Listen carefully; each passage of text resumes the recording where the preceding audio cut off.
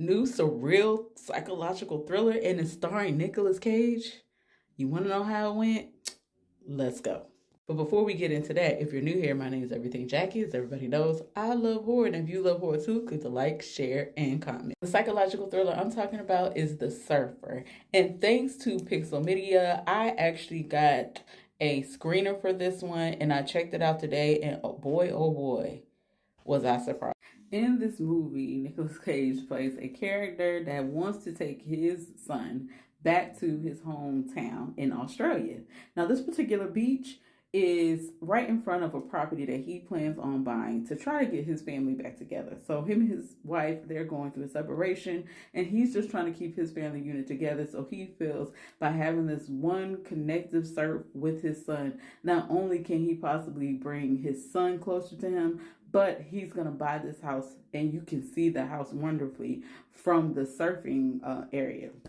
But upon stepping on the beach, he runs into this very aggressive group called the Bay Boys. Let's just say that chaos ensues after that. I don't want to tell you too much about this movie. I actually want you to go see it. It's in theaters now.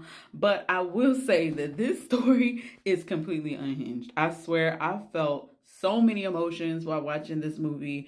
At one point, I felt so uncomfortable, and anxious that I really wanted to just stop the movie. Okay, it is a very bizarre ride, but it's very entertaining. Okay, it's suspenseful and confusing at the same time. I felt like I was like a moody, I felt like a moody teenager watching this movie. I really did. I felt like the cinematography was so wonderful, and you have like the landscapes of the beach and all these different varieties of animals and stuff that live there. I felt like I was in a fever dream.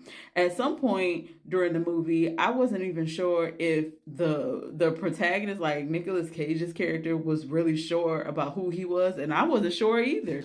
I mean, it's a very confusing film. But I will say that Cage gives a layered and nuanced performance.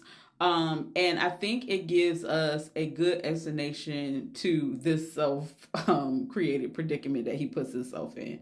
And I really think that Cage did a great job in this. He did not overperform that performance we got in Long Legs. That's some of the stuff that I love Nicolas Cage for, but he had a little bit more. It was unhinged, but it was a little bit more subdued performances in this, and I think that subdued performance, it made you feel sympathetic for this sad and tortured soul, and it almost gave him a redeemable quality. So if you mix The Lord of the Flies and Eden Lake, you would get The Surfer. Okay, and it discussed a lot of things like toxic masculinity, what it means to be a man in society, but I think the main focus is like what a man will truly go to get what he really feels is owed to him. Now, this movie will have some people on the fence. I know Rotten Tomatoes has an 85% critic score and 45% audience score, but if you guys give this movie a chance, you will be pleasantly surprised. Okay, you guys, this movie, of course, is going up against like the Thunderbolts this weekend and all that stuff, but I am so glad that Pixel Media reached out to me and gave me a screener because this originally wasn't on my radar. So I'm so pleasantly surprised. This movie was excellent, you guys. Cage did a great performance.